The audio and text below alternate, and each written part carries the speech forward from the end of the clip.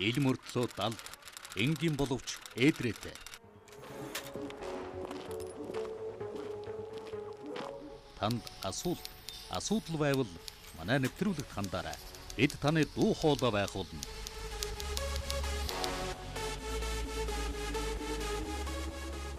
Бид их сурвалжаа нууцлах хэрэгтэй. Монголын үндэсний олон нийтийн радио телевизийн баримт эрен сурвалжлах нэвтрүүлгийн баг.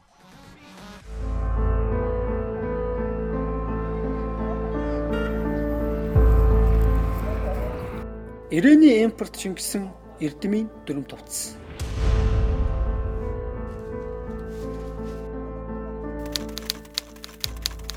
Бүгд найрамдах Хятад ард улсын Ирээн хот 2019 оны 8 дугаар сарын 24. Монгол зонтоны заамса. Миний зонтоны заамса. Хамгсэ энэ яг энэ. Загвар арай өөр хэрэгтэй гэдэг юм аа. Уулмо цана яг юм цакуле. Сулга хүүхдтэй сулга яг юм цакуле. Уулмо байхгүй. Дахиалгаар хийлгэж болох. Дахиалаад үйлдвэр хамаагүй хийх үү? хамаагүй. Чиний хөлийг захаа байна. За. Ийм болохоор их сайн авч байна. За. Тийм. За. Шохоцны энэ байна. За. Энэ цакур байна. Хүүнөө энэ цакур. За. Энэ битэй хам. Энийг хаана хийлгэх вэ? Энэ тэмдэглэгээ. Энэс Монгол Ерөнхий боловсролын сургууль гэсэн үгтэй монголоор бол. Тий. Таад өөртөө хийдэг.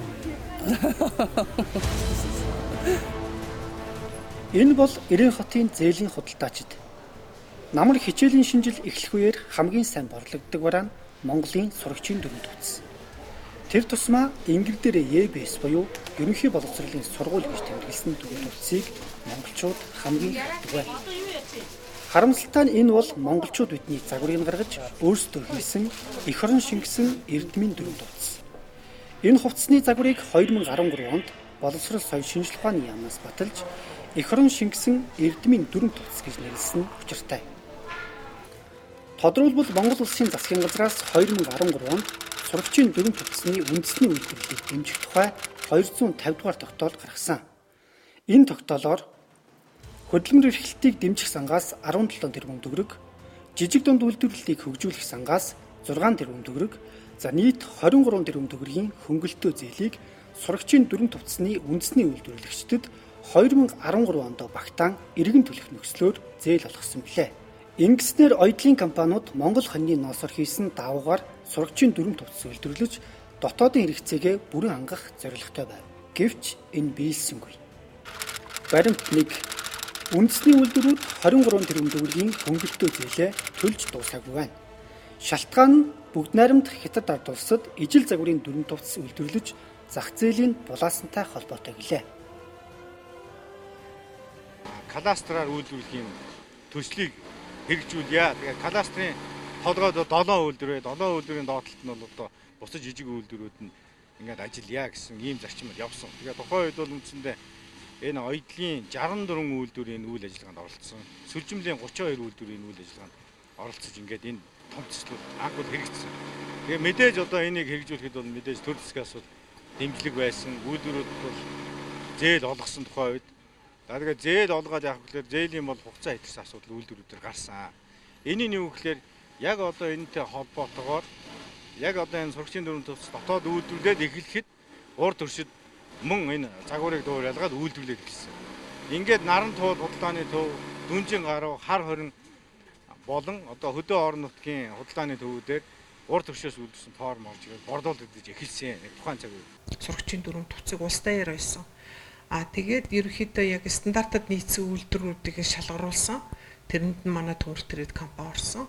Ороод дээрэс нь төр засгаас анх удаа 13 онд бидэрт итгэлийн зээл гэж өгчээсэн.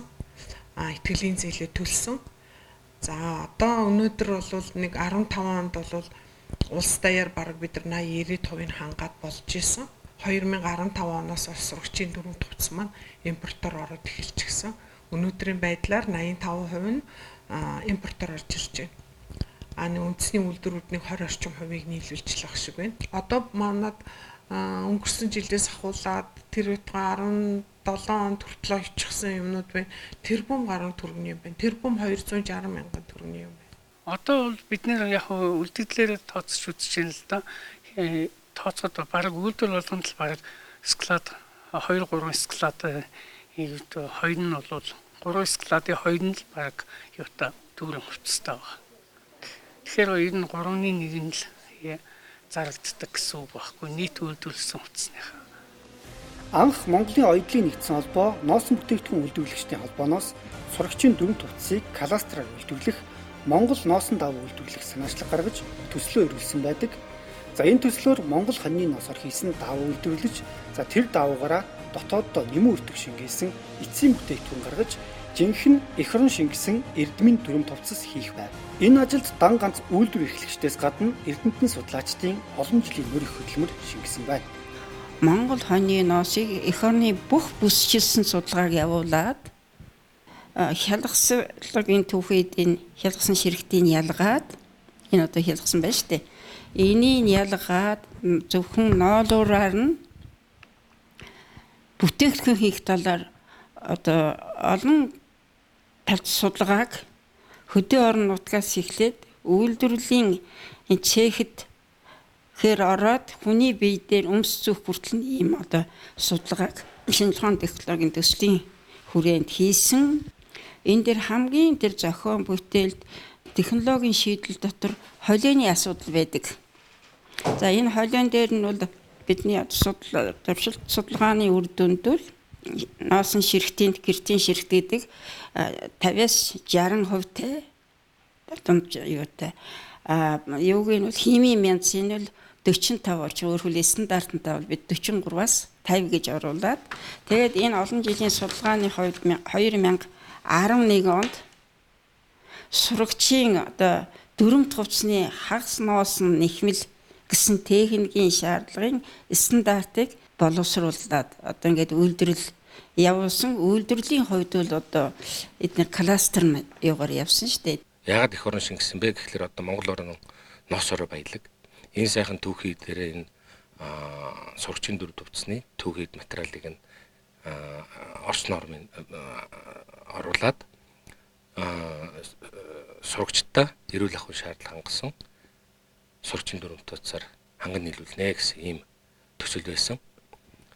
Энэ төсөл бол анх санаачилсан тэр утга агуулга бол сүүлдээ алдагдсан. За гэтэл өнөөдөр эх орон шингэсэн эрдмийн дүрм төвцийг ирээний импортын хувьцас олох болсноор үндэсний үйлдвэрлэгчдийн хийж хэрэгжүүлсэн бүхэн талаар болсон байна. Тэдэнд хэд хэдэн агуулгах дүрм төвцс байгаач зах зээл нь жилээс жилд хөнгөцөөр. Одоо яг төмөр трэдэд 15 оноос хойш ямар хүндрэл гарч ирж байна вэ гэхээр мэдээж хэрэг би 10 сар хүртэл ажиллачаад үйлдвэрээ хаачиж байгаа Түн аймгаа. Тэгэл он гараал зээл хөөцөлддөг. Зээл хөөцөлдөж байгаад 4 сард бүтдэг. Тэгэл 4 сараас үйлдвэрээ эхэлдэг. Тэгээд нэг юм улирлын чанартай болоо явчихсан. Үнэнгээ хэлэхэд ийм өндөр зээлээр дахиад үйлдвэрлэлүүд явах үнэхээр боломжгүй юм билээ. Болохгүй юм билээ. Тэгээд ийм улирлын чанартай болоод ирэхлээр зэрэг ойдлчт маань доктор сурчлага болоод ирчихэж байгаа. Тэгээд ихэнх нь урд юм ойж байна да. Ойдлчт маань. Ихэнх нь Туркид байна да. Би өөрөө нүдэрээ хараад ирлээ. Сая 7 сар Туркид очиод үнэхээр хэцүү юм билээ. Дийлийнх нь манай Монголын ойдлчт байна. Тэгээд $500 цалин авдаг. Тэр нь хаанаач хүрдэггүй. Өөрснийх нь хоолдоо байрандаа өгдөг. Тэгээд наашигаа ирж чадахгүй. Тэгээ миний нэг чадал би нэг охины зардлыг төлсөн. Сая 800 төгрөг өгöd. Одоо жишээлбэл жилд ингээд үйлдвэрсэн усныхаа нэг тал хувийг хүрхтээгүйтэй хувийг борлуулчихад үлдсэн тал хэсэг нь бол складанд дараа жил хүртэл хадгалагддаг. Тэгэхээр яаж гэвэл тэнд бол үндсэндээ үхмэл хөрөнгө бий болж байна. Үйлдвэрлэгчид бид нар тэр хөрөнгийг яаж гэвэл мэдээж банкны зээлтэй явж байгаа. Банкнаас зээл аваад бүтэн жилийн хугацаанд хүү төлөөд тэнд нэг хэдэн хэмжээний хувцас байх уу тийм хэдэн тэрбум мараад үндсэндээ хувцас склад үлддэг шүү дээ. Үндэсний үйлдвэрлэгчид хөнгөлтөө зээл аваад 6 жил болсон ч сурагчийн дүрм төвцсний үйлдвэрлэлээ кластерын системээр хөгжүүлж чадсангүй. Харин ч эсэргээрээ хууль шүүхийн асуудал үүсч хүнсүдэ аж ахуй хөнгөн үйлдвэрийн амтайгаа шүүхтэлцэх болсон байна. Зээлийн эргэн төлөлтийн хувьд болохоор 13 оны 7 сард олгогдсон зээлүүд яг гэрээгээр бол 13 онд буюу тухайн төсвийн жилдээ 12 сарын 1-ний байдлаар төлж дуусах гэрээтэй байсан боловч яг 12 сарын 1-ний байдлаар төлсөн нэгч аж ахуй нэгж байгаагүй, хангалтгүй. Харин одоогоор бол буцаад эвлэрлийн гэрээ, шүүх тийм ээ юу дамжлагаар явсараад зээлийн иргэн төлөлт бол ер нь бол 70-80% болж байгаа болоо гэж бодсон. Одоогоор л энэ оны мэдээг олоо авч үзег болохоор сайн мэдэхгүй байна. 90 нь бол 60% бол 18 оны хувьд бол тийм байсан. Тодруулбал зээл авсан 7 антгийн үйлдвэрээс Төмөг Трейд болон Шүтэн үйл компани зээлээ бүрэн төлсөн. Харин үлдсэн 5 компаниас 11 тэрбум төгрөг гаргуулахыг шаардсан хүнсүдэ аж ахуй хөнгөн үйлдвэр яамны нэхэмжилттэй хэрэг 3 шатны шүүх дамжиж 2018 онд шийдэгджээ. Монгол улсын дээд шүүхийн хяналтын шатны шүүхийн тогтоол хариуцагч Монгол Мас компаниас 354 сая 579 мянга 652 төгрөг, Шилмэл загвар компаниас 1 тэрбум 535 сая 922 мянга 824 төгрөг, Өвлөн Минч компаниас 2 тэрбум 768 сая төгрөг, Торгон Хийц компаниас 1 тэрбум 444 сая 45 мянга 890 төгрөг, Бүтээлч улс компаниас 1 тэрбум 444 сая 45 мянга 890 төгрөг тус гаргуулахаар шийдвэрлсэн байна. Эх орон шингэсэн эрдмийн дүрм тувцсны үйлдвэрлэгчид ийм байдалтай байна. Харин тэднийг ийм байдалд хүргэсэн шалтгаан нь хямд үнэтэй чанар муутай дүрм тувцсны импорт гэж үндэсний үйлдвэрлэгчид үзэж байна. За иймээс Монголын үндэсний олон нийтийн радио телевизийн 90 сурвалжлах нэвтрүүлгийн редакц бодит байдлыг сурвалжлахаар Бүгд найрамдах Хятад ард улсын 90 хотыг зарлоо. Баримт 2. Бүгд найрамдах Хятад ард улсын 90 хотын худалдааны төвүүдэд Монгол улсын сурагчийн дөрөв төвцтэй ижил загварын хувцсыг худалдаалж байна. Монгол 100 тонны заамсаа. Миний 100 тонны заамсаа. Хамгсэ энэ яг энэ. Хамгсэ яг энэ яз чи балаа үүж. Хамгийн хавч юм те. Чи хамгсэ чи үүж. Энэ дээр ийм тэмдэглэгээтэй те ЕБС гэсэн тэмдэглэгээтэй. За. Ийм болохоор их сайн авч байна. За. Тийм. За. Ахгүй ийм л байна. Энэ яг Монгол хүмүүс түмэн. Монгол яг монголсолго ийм хүүхдтэй ийм том дундад. Тэ яг зууд хэдийн мяа цаа. Одоо үл бимэдгүй. Энэ хүүхдтэй өмнөд хямдхан өгнө. Энэ балаа энэ. Хэдэд их. Энэ амна хамг зүйд жалын хава. Чи үл яз яам балаа амна. Энийг хаана хэлээд юм бэ? Энэ тэмдэглэгээ. Энэс Монгол ерөнхий боловсролын сургууль гэсэн үгтэй монголоор бол. Тий. Таад өөрсдөө хийдэг.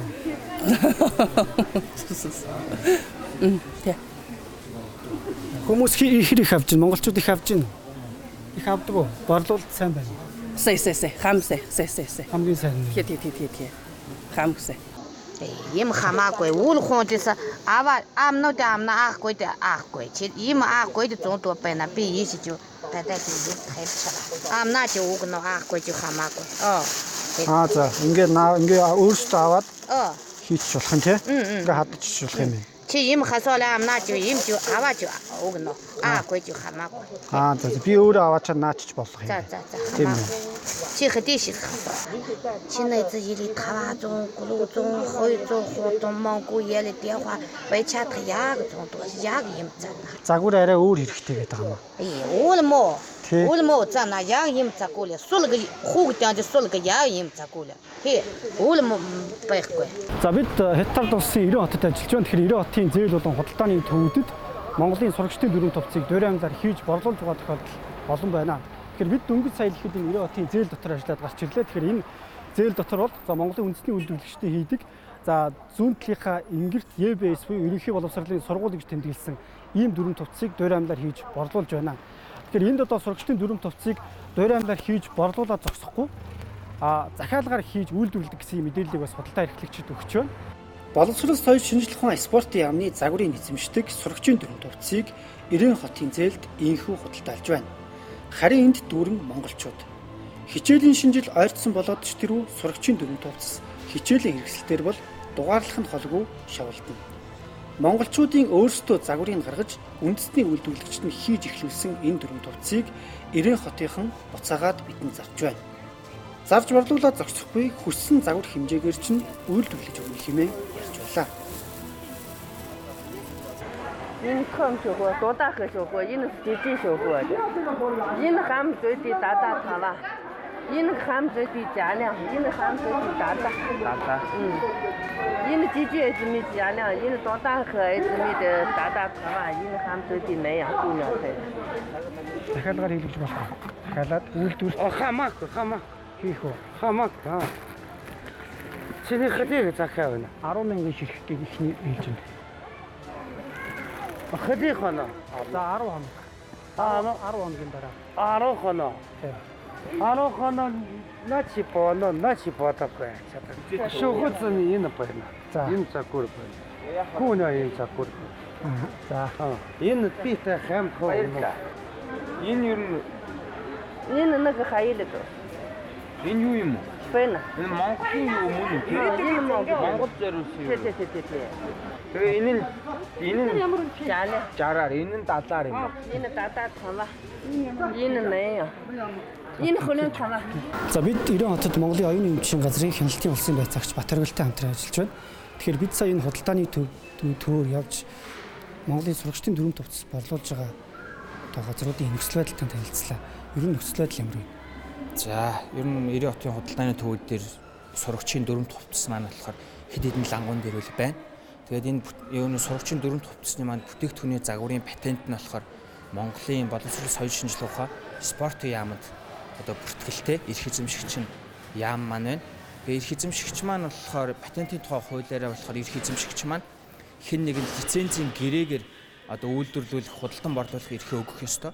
Гэтэл одоо манай дээр бүртгэлтэй байгаа лицензийн гэрээний дунд бол боловсрол соёл шинжилгээ ухаан спорт яамны лицензийн гэрээ нэг ч одоогоор бүртгэлтэй юм байхгүй байна. Тэгэхээр энэ дүрм төвчснүүд маань одоо ямар нэгэн хэн нэгнээс зөвшөөрөлгүй ийм дүрм төвчснүүд байгаа гэдэг нь бол тогтоогдож байна. Оюуны өмчийн газар дээр бол загвар нь бүртгэгдсэн одоо дүрм төвчснүүд байгаа тийм. Яг бүртгэгдсэн загвартай ижил одоо борлуулж байгаа ийм дүрм төвчсөн юм байна. За ер нь бол яг одоо гадна харах нүдээр бол бүгд ижил байна. Одоо бүтээгдэхүүний загварын патенттай хувцснуудтай ижил бүтээгдэхүүн борлуулж байна л гэж харж байна. Тэгээ яг хөө зөрчил шалган шийдвэрлэх ажиллагааг бол Монгол Улсын нутгийн дэвсгэр дээр явагдах ёстой. Одоо Хятад улсын нутгийн дэвсгэр энэ 90 хотод бол зөрчил шалган шийдвэрлэх ажиллагаа явуулах бол боломжгүй. Тэгээ зөвхөн нүдээр харж нөхцөл байдалтай танилцах ийм ажиллагааг бол хийлээ. 10-аас 20 мянган иж бүрдэл дүрм төвцийг бол 90 хотод хийн. За үүнээс их хэмжээтэй бол Бээжинд захиалгаар оруулна гэж худалдаачид нь ярьж байна. За бид арай өөр загвараар захиалж хийлгэмээр байна гэхэд Монголд байдаг бүх загвар манад байгаа хэмээн гайхаж байлаа. Тэгэхээр энэ зээл дотор бол Монголын сурагчдын дүрм төвцийг дуйрамлаар зарж борлуулж байгаа тохиолдол маш их байна. Ер нь энэ дотор байгаа сурагчдын дүрм төвцүүд бүгдээрээ одоо яг Монголын үндэсний үйлдвэрлэгчдийн хийдэг зөв ингэр дээрээ ЕБС гэсэн тэмдэглэгээтэй ийм дүрм төвцийг борлуулж байна. Тэгэхээр сая худалдагчтай уулзаад явж байхад бол хамгийн сайн борлуулдаг хувцас бол ЕБС гэсэн тэмдэглэгээтэй дүрм төвцөс байдгаа гэсэн ийм мэдээллийг өгч байна. За уг нь бол Монголын үндэсний үйлдвэрлэлийг хөгжүүлэх гээд 2013 оноос хойш дотооддоо монголчууд үндэсний үйлдвэрлэлээ дэмжиж дүрм төвцөө үйлдвэрлэдэг болёо гэж зорилт тавьсан. За гэтэл төсөл хэрэгжүүлээд зээл авсан аж ахуйн нэгжүүд нь одоо хүртэл зээлээ төлж чадаагүй хүнд нөхцөл байдалтай байгаа. За үүний шалтгаан нь бол яг ийм худалдааны төвөд заргаж байгаа дуйраам дүрм төвцийг одоо хятадууд маш ихээр үйлдвэрлэж Монгол руу оруулж зарж байгаатай холбоотой гэдгийг бас их сурвалжууд хэлж байгаа юм а. 90 хотоос Монголын сурагчийн дүрм төвцс худалдан авагчид нь мэдээж монголчууд. Хилийн ойролцоох газрын эцэг эхчүүд нь 90 гарч хүүхэдтэй дүрм төвцс худалдаж авдаг. За харин манай худалдаа эрхлэгчид Монголдо оруулж зарах зорилгоор их хэмжээгээр худалдан авч байна. За гэвч тэд ийм оюуны өмчийн зөрчилтэй бараа бүтээгдэхүүн хилээр оруулж ирэх эсвэл худалдан борлуулсан тохиолдолд зөрчлийн хуулийн дагуу хариуцлага хүлээх ёстой. Баримт 3. 2019 оны 8 дугаар сарын 24-ний өдөр замын үлдэх гайлан газраас оюуны өмчийн зөрчилтөө сурагчийн дүрм төвцс хилээр оруулах гэж байсан иргэнийг саатуулж барааг нь хураасан байна.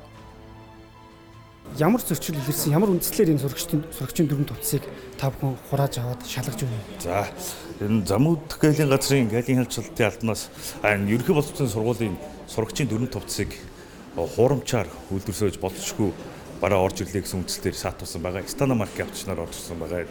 За энэ сургалтын дөрөв төвцс маань ямар зорилготой вэ гэхээр ерөнхий боловсролын сургуулийн сургалтын дөрөв төвцсний албан ёсны патентыг онцгой эрхтэйгээр эзэмшиж байгаа байгууллага нь боловсрол соёлын шинжилгээ ухааны яам байна. Тийм энэ мэдээлэл манад энэ 4 сарын 9-ний алтан дотор ирсэн байгаа. Үүний дагуу бид арга хэмжээ авч одоо ажиллаж байна. За энэ бид энэ зөрчил дээр яаж ажиллах вэ гэхээр Монгол Улсын гайлын тухай хууль байгаа. Трипсийн хилцээр байгаа. Оюуны өвчт хамаарах бараа гайлын хэлээр нэвтрүүлэх журам байгаа. Энэ 3 журмаа барилдаж ажилтдаг бид нар. За энэ тоош хэрэггийн хувьд бол энэ сурагчийн цамц гэдэг байгаа. Сурагчийн цамц. Энэ маань 22 ширхэг байгаа. Mac тийм үү? Mac 9 ширхэг, Pidgeck 9 ширхэг, UPG 10 ширхэг. За энд байгаа юм байна. Pidgeck UPG-ний хослол гэж явж байгаа тийм үү? За энэ маань 11 ширхэг байна. Pidgeck 63 ширхэг, лого 47 ширхэг. За энэ лого маань энэ ерөнхий боловсролын сургуулийн лого авдаг гарсан. Энэ 47 ширхэгтэй. За энэ үндэслэлийг бид нэр саатуулсан байна. Одоо бид хуулийн дагуу арга хэмжээг авч ажиллана. За яг ийм тохиолдолд гайлан газраас зөрчлийн хэргийг прокурорын байгууллагаар дамжуулан оюуны өмчийн газар шилжүүлдэг юм байна. За харин оюуны өмчийн газар тухайн иргэний энэ үйлдэлийг зөрчил мөн эсхийг тодорхойлж эцсийн шийдвэрийг гаргана. Тэгээ яг энэ замын үеийн бомбтоор ингэж худалдан борлуулах зорилготойгоор оруулж ирж байгаа энэ дөрөв төвцөндөө саатуулсан байна. Энийг бол одоо хариаллын дагуу манай газар руу оюуны өмчийн газар руу шилжүүлнэ. Тэрүүн дээр нь бид нэр зөрчлийн хэрэг нээгээд тэгээ тухайн үед нь шалгаад эцсийн байдлаар шийдвэрлэх болно. Энэ нэг зөрчил гэж үндэс хуульд эргэсэн үндэслэл юу байгаа юу? За энэ нь бол бүтээгдэхүүний загварын патенттай. Патент эзэмших нь болохоор боловсрол соёлын шинжилгээ ухааны спорт яам. Энэ бүтээгдэхүүний загварын патенттай зүйлийг болохоор тухайн байгууллага өөрсдөө л одоо эрх хязгаарлах болон одоо худалдан борлуулахын эрхээ өгөх хэрэгтэй. Гэтэл энийг болохоор ямар нэгэн зөвшөөрөлгүйгээр оруулж ирж байгаа нь бол одоогийн байдлаар бол зөрчил гэж харагдана. Тэгээ бид нэр зөрчлийн хэрэг нээгээд тэгээ тухайн үед ямар нөхцөл байдал гарах нь тэрийг тухайн бүр нь мэдээлж болно. За энэ бол зөвхөн нэг иргэний хэрэг биш. За өдөр бүр түүнтэй ижил хэдэн зуун монголчууд ирээн замын үдийн хооронд зорчиж бараа таваар зөөж байна. Гайл болон мэрэгжлийн хяналтын байгууллагууд хүн болгоны ачаа тийшийг задлж шалгах нь хүндрэлтэй. Тухайн барааны эрсдэл болон байцаагчийн мэрэгжлийн ур чадвар дээр тулгуурлаж шалгалтын ажиллагаа явуулдаг байна. Жишээлбэл одоо энэ хүүхдийн жинсэн хүмүүс тийм үү? Эдгээр барааны дунд гайлын хяналтаас нууц дадлт ингэж орж ирдэг байгаа. Үеэлсэн маягаар. За тэгэхээр одоо энэ хууль бус үйл хийгчд маань үйл нь улам нарийн болж ирэл гэсэн үг л дээ. Үүнтэй холбогдуулан манай гайлын хяналтад бас улам нарийн, улам илүү эзэм сайжрах хэрэгтэй. Эдгээр үндэслэг илрүүлсэн байцаагчд маань болохоор гайлын байцаагчийн ур чадварыг гарган ажиллаж энэ нуул дадлсан байдлаас илрүүлсэн байгаа. Тэр болгон хүмүүсийг одоо ингээл задлаад гэж бодохгүй шүү. Тэгэхээр бас хөндлөг бэрхшээл гарч байна. Бид бол бүх бараа таварыг гайлын хяналтанд оруулж нэгтлэн шалгах үүрэгтэй. Гайлын тухай хуулиар. Тэгж орж ирж байгаа дөрөв төвсөлгоныг тэгж үзэх боломжгүй л дээ. Манай мэрэгжлийн хяналтын ерөнхий газар бол 2014 оны 8 сараас эхлээ бүх бараа бүтээгдэхүүнийг нэг хүрчлэн шалгахаан болчихсон. Эрсдлийн ангиллаар нь шалгуураар нь үзээд их бага дунд эрсдэлтэй бараа бүтээгдэхүүн тэгэл шалгалт өгдөг. 2100 гаруй нэр төрлийн бараа бүтээгдэхүүн байдаг. Энэ нь бол яг малын гаралтай, урамлын гаралтай, хүнсний бүтээгдэхүүн, эмнэлгийн эрсдэл, химийн боц гэх мэт хүний эрүүл мэндэд маш их сөрөг нөлөө үзүүлэх, байгаль орчин хүний эрүүл мэндэд сөрөг нөлөө үзүүлэх бараа бүтээгдэхүүнүүд байдаг. Яг дөрөв төвцийг хянах талаар хууль эрхцээ үндэслэл байхгүй болчтой бид нарт. Тэгэхээр яг тэр тухайн дөрөв төвцийг буулгаад шалгаад нэг үрчлээ одоо ерөнхий боловсролын сургууль гэсэн хаяг байна уу, Монгол үйлдвэрлэгсэн хаяг байна уу гэдээ үзэх бас боломжгүй болсон байна. Эрх маань хязгаарлагдсан байгаа ерөнхийдөө. Түрүү жил нэг их хэмжээгээр микрээр дөрөв төвц орж ирнэ гэсэн мэдээллийн дагуу бид нар машиныг зогсоож гайл тагнуул эрүүгийн цагдаагийнхаа хамтран хяналт шалгалтыг хийсэн байгаа. Одоо дөрөв төвц байсан. Гэхдээ яг Монголд улсад үйлдвэрлэсэн хаяг шүүхтэй дөрөв төвц бол байгаагүй. Одоо хөх, Pidgeck, саарл өмд, цэнхэр цамц гэх мэтчлийн хувцснууд байсан. Тэгээд тухайн хүнийг бол хяналт шалгалтаас зайсис зүхтаасан гэсэн үндслээр бас торгосон байгаа. Хувцсыг нь бол хураах эрх зүйн үндслэл байхгүй болсон. Тухайн хувцс нь бол ямар нэгэн хаяг шүүх байхгүй зөвхөн хөхөнгийн Pidgeck, саарл өмд, цэнхэр цамцл байсан. За ийхүү мэрэгжлийн байгууллагууд өөрсдийн үүргээ биелүүлэхийн тулд бодит боломж нөөцтэй тулгуурлан ажилладаг. За гэвч оюуны өмчийн зөрчилтөө сурагчийн дөрөв төвцөс өмнөд хөршөөс их хэмжээгээр орж ирсээр байна. Баримт 4. Наранпуул болон Дүнжин гаруй худалдааны төвд бүгд найрамдах хятад ард улсаас оруулж ирсэн оюуны өмчийн зөрчилдөө сурагчийн дүрм төвцөс худалдаалж байна. За гэтэл энэ дүрм төвцөс нь эрүүл ахуйн шаардлагад нийцээгүй гэж эрдэмтэн судлаачид анхаарууллаа. За бид дүрм төвцөс худалдан авах нэрээр Нарантуул захаар явхад худалдаачид ийм мэдээлэл өгч байна. Танах аль зүйл? Манайх яг урд үзсэн бэж юу гэж худалдаж байгаа. За би юу чих боломж хаана вэ? Би танашаа захиалаад урагшаа яваад авчиж өгөөд тэгээд тийм. Нэгээс 5 дугаар ангийн борон 45 манд гэдэг юм даа. За энийг хямдруулаад яваад очиж нэг 30 хэд мэтлээ заяа орлоо надад. Тэгээд ингээд яг хуу аавн өөрсдөө яг захиалаад яг 9 сар гараад ч юм уу. Яг 9 сард бол багтаж авахгүй юм шүү дээ. Дөрвөн сар хэмжээгээ захиалах гэсэн болохоор 1000 орчмыг 9 сарын дондор ч юм уу. 9 сараас өмнө хэрэг амжихгүй. Амжихгүй. Тийм. Урдаас уу. Үн ямар шиг бол. Яг нэг бол яриад өгсөн. Чамд ямар үнэ байна гэж байна. Хоорон 1000 орчим захиалах гэсэн. Гарах болов. Шир удах бол 24. Тийм. Тийм удна. Яг урдаас авах юм. Одоо нэг урдаас болж байгаа чанар гэдэг хүмүүсийг асуудал. Чанар нэг маягтайхан байна. Бүр их муу шүү дээ. Уул чанартай. Тийм. Учир форм ерөөсө бөөсгүй одоо айгүй олон зүйл. Манай Монгол нэртэй хүмүүс айгүй үнэтэй. Тэгсэн мөртлөө чанар муугаа. Одоо манай үнэтэй ч гэсэн олон зүйл. Тэр нь одоо чи хүмүүс хандсан яагаад учир форм бөөсгүй. Тэгээ энэ дээр бид ингээ ерөнхий бодлогын даалгавар өгч байна. Тэгээ сангад тавих юм. Энэ доор наад мach хүү эсвэл юм байна. Энэ доор ингээд салхах нэг хүүхдүүдийн мөрний хэмжээнээс болоод өөрсдөө хадаж өгдөг байхгүй юу? Хэрвээ хадгалах хэрэгтэй байна гэж хадгалаад өгдөг. За харин Дүнжин гаруй төвийн худалдаа эрхлэгчдийн зүгээс үндэсний үйлдвэрийн дүрм тувцас үнэтэй эдлэгээ муутай, харин хятадаас орж ирсэн хувцас нь хямд үнэтэйч чанар сайтай гэх мэдээллийг өгч байлаа. Төвшөөрш гэдэг компани байна. Тий. Зарим нь ерөнхийдөө Монголдо үйлдвэрлээл тэгэл явж байна. Зарим нь болохоор урдаас оруулж ирж байна. Урдаас оруулж ирж байгаа хувцсны чанар нь хэр байх ялгаа нь хэр? Ялгаа нэг юм бол ерөнхийдөө чанартай шүү. Бас чанартай байна. Материалын хувьд бол энд үйлдвэрлэж байгаад бол ерөнхийдөө бас чанартай. Үний нөгөө нэг дүнгээс шалтгаалаад Монголдо бол бас яг гадаадаас хятад руу одоо яг явгаанаас захиалаад авахд бол ерөнхийдөө өртөх нь бол хямдхан байна. Тэг хүмүүс ард түмнээ бодох юм бол ерөнхийдөө бол хямд төсвөрүүдийг бодох тулсмал тэг материал сайтай чанар ирэх мэлээл тэгэл айл болгын Монголд үйлдвэр хичээж байгаа боловч үнийн хувьд болохоор айгүй өндөр байна. Тэгэхээр монголчуудаас тэрүүчийн нэмгэлэхгүй тулд бас Монголдоос урдаас оруулж ирж л да зарим нь яхаа аргагүй урдаа үйлдвэрлэв. Сурагчийн дүрм төвцөж өгн оюуны өмч нь боловсролын яамд хэрэглэгдээд гаднаас дооруулж ирж байгаа форм чар оруулж ирж байна гэдэг яриад байгаа шүү дээ. Бас нэг талаас хууль зөрчсөн үйлдэл бол одоо нэг гэж хараад байна л да. Нэг талаас хууль зөрчсөн үйлдвэрс нөгөө талаас амьдралынхаа нөгөө ард түмнийхээ амьдралыг бодох юм бол бас хэцүү байна л да. Тий, ард түмнийхээ амьдралыг бодох юм бол. Тэгээд хаасаагүй хүмүүсийн бас энчнүгээс ч бас хоолоо олж иж байгаа хүмүүс байгаа шүү дээ. Нарантуулаар ч гэсэн урдаас оруулж ирж байгаа хувцснууд байна. Тийм үстэй. Энэ дотор ч гэсэн урдаас оруулж ирсэн форм бол зөндөөл байна шүү дээ. Тэгээ яг бас энэ чи бас мэдхгүй бас урдаас оруулж ирсэн компаниуд байж л байгаа шүү дээ. Манайх бол талын ер нь ихэнх үн дотоод үйлдвэрлэж байгаа ч гэсэн аргагүй ихэн зарим нь гадаадаас оруулж ирэх юм. Урдаас оруулж ирэх бол тийм нөхцөл байдал үүрдэж байгаа. За манайх бол энд байнгын байдаг, жилийн 4 үйлрэл байдаг лангу. Тийм болохоор манайх дандаа үндсэн үйлчлүүлэгчтэй, үндсэн үйлчлүүлэгч нар л ирж юм авч байна. Манайх бол материал бол маш сайн хийгддэг. Материал дээр хаанаас оруулж ирж байна? Хувцсыг бол одоо хятад шүү дээ. Угаасаа хятадыг дийлдэг материал алга байна. Ойж чадчихин тэд нар. Одоо хятадын ерөөсөө цаад Бээжингээс л оруулж ирдэг шүү дээ. Тий. Тэнд л угаасаа энэ Монгол компаниуд ч өөрсдөө оюулсан юм л шүү дээ. Тэгээд тэн дээрээс л яг оюутсан формноос л авчихдаг шүү дээ. Тий. Үндэсний үйлдвэрээ дэмжиж хүмүүс яриад шүү дээ. Үндэсний үйлдвэрээ дэмжигээд ярьж байгаа боловч тэр үйлдвэрүүд чинь өөрөө адилхан хятад тэглэгчээд байгаа. Хамгийн гол нь түүнээс Монголдо бас хийгдэж байгаа л да үүсэхгүй. Тэгтээ бол яг тийм 100% хийгдэж байгаа юм бол байхгүй.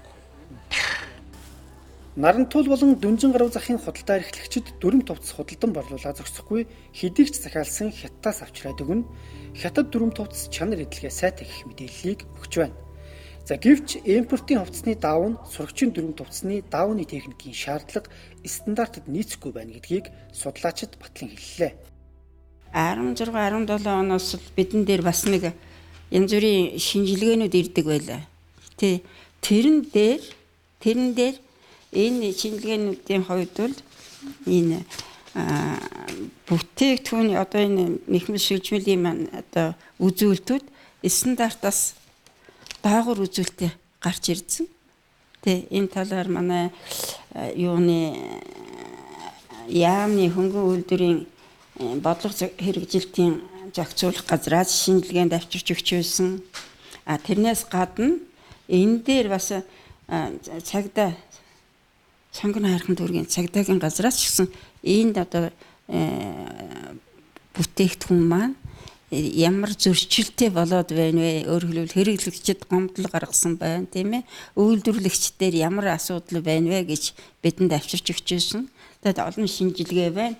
Энэ нь бол зөрчилтэй л гараад байсан. Юу нэ манай дотоодын үйлдвэрлэгчдийн энэ авч байгаа даав бол материал дараа бол эс ялгагдана.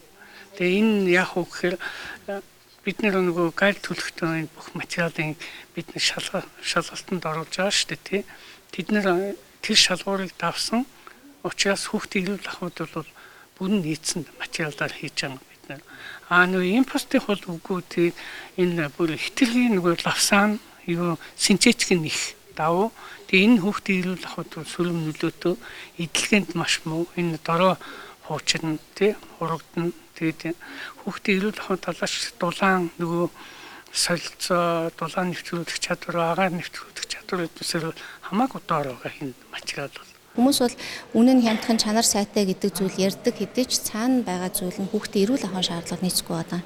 100% полиэстер ширхэгтэй хувьд бол дүрм хувцсанд болох хэдий ч хүүхдийн хувцсанд болоод ирэхээр нөгөө амьсгалдаггүй гэдэг нөхцөл гараад ирж байгаа. Нэг өсөндөө полиэстер өөрөө гялгар бидний мэддгээр бол гялгар утны төрлийн ширхэгтэй байхгүй юу. Тэгэхээр амьсгалдаггүй учраас амьсгалдаг байхын тулд толиотой байна. Өшөө байгалийн гаралтай ширхэгт байна гэдэг нь бол эдгээр хүүхдэд харшил өгөхгүй бие дэвтэйхэн. За тэгээд хэлбэр хийцийн хувьд зохион бүтээлтэнд нь бид нөгөө хөдөлгөөний шаардлагыг тооцсон ийм загваруудыг тухайн үед боловсруулсан. Хүүхдийн хувцсыг хийхдээ эрүүл ахуйн шаардлагад нийцсэн давуугаар хийх ёстой. Үндэсний үйлдвэрүүд давандаа лабораторийн шинжилгээ хийлгэж оруулж ирдэг. За гэтэл худалдаа эрхлэгчид бэлэн дүрм хувцас их хэмжээгээр оруулж ирэх нь хүүхдийн эрүүл мэндэд сөргөөр нөлөөлөх эрсдэлтэй гэдгийг анхааруулж байна. Аюулгүй байдал тал дээр бол ийм нэхмэл, сүлжмэл, оёмол бүтээгдэхүүний аюулгүй байдлын нийтлэг шаардлага гэж MNS 6295 гэж стандарт байна. Тэгээ энэ стандарт дээр бол маш тодорхой чанар аюулгүй байдлын үзүүлэлтүүдийн хүлээн зөвшөөрөгдөх хэмжээнүүдийг тавьж өгсөн байдаг. Энэ формальдегидийн хэмжээ гэж байна. Формальдегид гэдэг бол өөрөө хүний одоо бие хорт хавдар үүсгэдэг юм аюултай бодис. Одоо үндэсний хавдар судлалын хүрээлэн байгууллагуудаас одоо Америкийн олон улсын байгууллагуудаас энийг тэр хавдар үүсгэдэг хорт бодисын жишээлд нь оруулсан бодис л доо.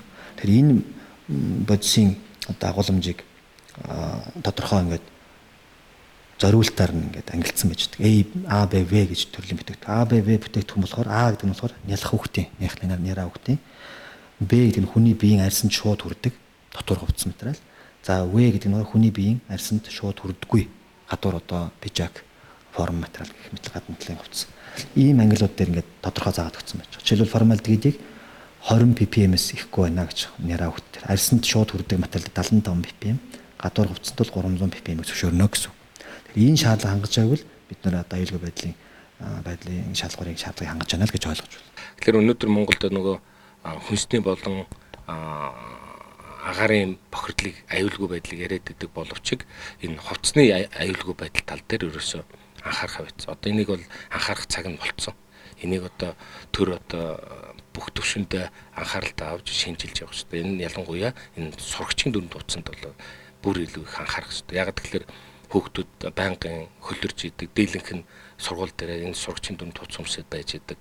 Формальдегид гэдэг бодис нь тэр хөлсний нөхөр дамжаад хүний биед шингэж орно. Тэгснээрээ одоо тэр хор тавдар элдэ хонгоо өвчин үүсгэх ийм бодис байгаа. Тэгэхээр энийг тодорхойлох хэрэгтэй байна. Хоромч гэхээсээ бусдын одоо загварыг дуурайж оруулж ирж байгаа маань мэдээж нэр хүнд олцсон хүмүүсийн нүдэнд дасал болцсон тий хэрэглээ заншсан зүйлүүдийг ер нь зөрчиж оруулж байгаа гэсэн үг шүү дээ.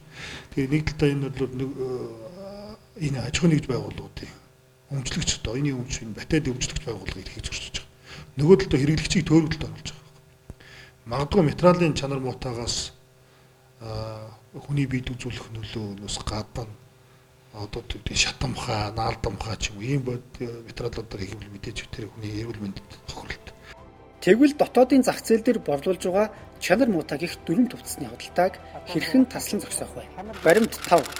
Сурагчийн дүрм төвцсний чанар болон эрүүл ахуйн үзүүлэлтийг тодорхойлсон стандарт байхгүй байна. Иймээс стандарттай болсны дараа хяналт шалгалт хийх боломж бүрдэнэ гэж албаныхан мэдээллээ.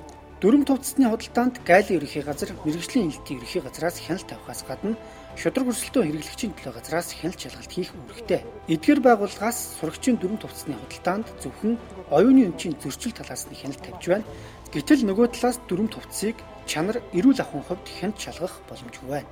Зах дээр зарагдаж байгаа бараа бүтээгдэхүүн хятадын хуу, Монголын үндэсний үйлдвэрлэлийн хуу гэдэг дээр ямар ялгаа стандарт одоо тавигдж байгаа юм. Тэрэн дээр нэг ямар одоо ялгаа байхын гэдгийг ингээд тодорхой болоогүйс одоо бас нэг талаар нөгөө хуурамч бараа бүтээгдэхүүн энэ мөн үү? Энэ нь одоо үндэсний үйлдвэрлэлийн одоо жинхэнэ бараа бүтээгдэхүүн мөн үү? Энэ нь яг хэрэглэгчдэд хэрэгтэй ашигтай одоо хүүхдийн эрүүл мэнд бие бэлдарт нийцсэн одоо бараа бүтээгдэхүүн мөн үү гэдэг дээр ингээд тодорхойгүй асуудал үүсгээд байгаа бас одоо холбогдох газрууд нь бас энэ стандартынхаа юг ажлаа хэрчимжүүлээд одоо яг одоо үдийд бас ярих биш өмнө нь одоо ингээд бас асуудлыг ингээд явжсэн бол энэ асуудал арай өөр байхсан болов уу гэж бодож байна. Яг одоо байцаагчийн мэдрэхүйн эрхтний үйлчлэгээр бол тухайн одоо дүрм тувцсан чанарын шаардлага хангаж байна, хангахгүй байна, ойдлон тийм байна, даав нь одоо хүний бие сөрөг нөлөөтэй гэх бол нотлох ямар ч нэгэн үндслэлгүй болохоор тухайн бүтээгдэхүүнүүдийг бол хэлээр нэвтрүүлдэг байгаа. Иймээс төрийн байгууллагууд хамтран сурагчийн дүрм тувцсны стандартын төсөл боловсруулсан байна. Тэгвэл төсөл гарснаар юу өөрчлөгдөх вэ? Үйлдвэрлэгч маань эрх ашигаа хамгаалуулад нөгөө импортын хувьц ороод ирлээ. 100% полиэстер юм уу? За гэтэл 100 үнэхээр байгалийн гаралтай ширхэгтэй хойлоо байна уу? Энийг тодорхойлоод мэргэжлийн хяналтын байгууллага хяналтаа тавиад хил гайлын хяналт тавина гэхээр энд бол тодорхой энэ нөгөө албадчсан бичиг баримт болох ёстой буюу хууль зүйн анхны эрх зүйн акт болох ёстой байна. Даавны орц энэ төргээд стандарттай болчихсон бол нэгдүгээрт бол энэ дээр бид нарын чанарын асуудал дээр нэлээд өгөөд анхаарал хандуулах боломжтой байна. Хоёрдугаарт нь стандарт бодлогодод гарах юм бол хил гайлаар одоо оруулж ирж чанаруудад өвн төрцөс борлуулж байгаа юм дээр бол нэлээд хяналт тавих юм боломж бүрднэ гэж ингэж харж байгаа. Нэг талаасаа хүүхэд маань эрүүл аюулгүй хувцаар хангах ёстой. Нөгөө талаараа үйлдвэрлэгч маань оюуны өмчтэй бүтээгдэхүүн үйлдвэрлээд байгаа хэрнээ зах зээл импортын бүтээгдэхүүнд алдсан байгаад энэ дээр яг бодлого хэрэгжүүлэх шаардлагатай гэсэн дүгнэлтээр бид нар стандарт болох шаардлагатай гэдэг ажлын хэсгийн дүгнэлт гараад стандартын сурагчийн дүрм төвцний стандартын төслийг боловсруулад олон нийтэд танилцуулах ажил явагдаж байна одоо. Манай ерөнхий боловсролын сургуульд 600 орчим мянган хүүхэд сурдаг. За нэг хүүхэд 2 жил болоод дүрм төвцсаа сольдог гэж тооцвол жилд дунджаар 300 мянган хүүхэд шинээр дүрм төвцс авна. За дүрм төвцсний үнийг дунджаар 80 мянган төгрөг гэж тооцвол нийт 20 гаруй тэрбум төгрөгийн зах зээл байна гэсэн үг. Манай үндэсний үйлдвэрлэгчид 2015 онд л ихэд энэ зах зээлийн 70-80% эзэлдэг байв. Харин үүнээс хойш жил бүр буурсаар өнөөдөр дүрм тувцсны зах зээлийнхээ дөнгөж 20 гаруй хувийг л эзэлж байна. Энэ үйлдвэрүүдээ кластер маягаар одоо тууштай хийчихгүй тэгээ чанарыг бууруулад тэр урд хөршөөс оруулж ирээд ингэж одоо үйлдвэрлэл бүтээгдэхүүн бий болгож яваа нь одоо би энэ олон жилийн салбарт ажилласан судлаач, инженер, багш хүний хувьд надад бол харамсалтай. Бид нэр бас дотроо манай энэ залуучууд бид бүгд манай хамт олон үгүй нэг яагаад ингэж байгаа юм бэ гэж дотроо ярьдаг. Энэ ингэж засалруулах ёстой л ажил харамсаад өнгөрөх биш. Засаж залруулах л ёстой л ажил гэж боддог.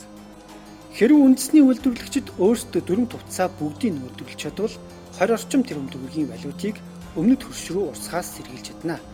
Ингээд зогсохгүй дотооддоо ажлын байр, цалин үлс, татвар хураамж төлөхөөс эхлээд олон талын үр ашигтай гэдгийг үйлдвэрлэгчид онцолж байна. Гэвч энэ зорилгын төлөө эхлүүлсэн эх орон шингэсэн эрдмийн дүрм тувцсны загвар өнөөдөр ирээний импорт шингэсэн эрдмийн дүрм тувцс болон хувирчээ.